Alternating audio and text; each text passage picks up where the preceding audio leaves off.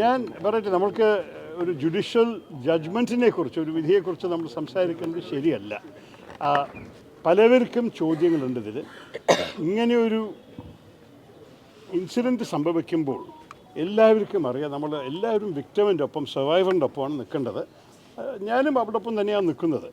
അതിൽ ജഡ്ജ് കണ്ടുപിടിച്ച തീരുമാനത്തെ ചോദ്യപ്പെടുത്താൻ നമുക്ക് ആർക്കും അവകാശമില്ല. സർക്കാർ അപ്പീൽ ചെയ്യുന്നുണ്ട്. എപ്പോഴും പറയും ഇംഗ്ലീഷിൽ justice will take it's course. അതാണ് നമുക്ക് ആവശ്യമുള്ളത്. ന്യായമാണ് വേണ്ടത്.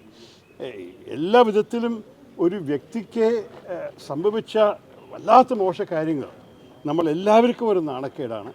അതിന് എന്ത് പറ്റിയേ, എങ്ങനെയാണിത് പറ്റിയത്, ഇതിൻ്റെ പുറകെ വല്ലവരും ഈ ചോദ്യങ്ങൾ ജനങ്ങളുടെ മനസ്സിലുള്ളപ്പോൾ സർക്കാർ അപ്പീൽ ചെയ്യണത് ശരി തന്നെയാണ്. അതിനെക്കാട്ട് കൂടുതൽ എനിക്ക് പറയാനുള്ള അവകാശമില്ല. നമ്മൾ ജഡ്ജിമാർക്കും ജുഡീഷ്യറിക്കും നോക്കൂ, എൻ്റെ അഭിപ്രായത്തിൽ നമ്മൾ ഇതിലൊരു സൈഡ് എടുക്കുന്ന പ്രശ്നമല്ല, ന്യായത്തിൻ്റെ സൈഡിലാണ് നിൽക്കേണ്ടത്.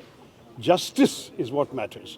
അപ്പോൾ ഈ സർവൈവറിൻ്റെ വിഷയം നിങ്ങളെല്ലാവർക്കും അറിയാം. അവർക്ക് നല്ല ധൈര്യത്തോടെ ഇതിനെ മുന്നോട്ട് കൊണ്ടുപോകാൻ സാധിച്ചതിന് നമുക്ക് സല്യൂട്ട് ചെയ്യണം. കാരണം പല കേസുകളിലും ഈ വിഷമങ്ങളും ബുദ്ധിമുട്ടും പ്രഷേഴ്സും ഒക്കെ സംഭവിക്കുമ്പോൾ പല മഹിളകൾ ഇങ്ങനെയുള്ള കേസിനെ മുന്നോട്ട് കൊണ്ടുപോയിട്ടില്ല.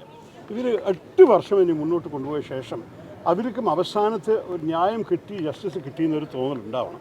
അതുകൊണ്ട് ആ പ്രോസസ്സ് നടക്കട്ടെ. അഥവാ ഈ ജഡ്ജ്മെൻറ്റ് കറക്റ്റ് ആയിരുന്നുണ്ടെങ്കിൽ ഹൈക്കോടതി തീരുമാനിക്കട്ടെ. നമ്മളെന്തിനാണ് ഇവിടെ ഇരുന്നിട്ട് തീരുമാനിക്കണം? നമ്മളുടെ കയ്യിൽ എല്ലാ എവിഡൻസൊന്നും ഇല്ലല്ലോ.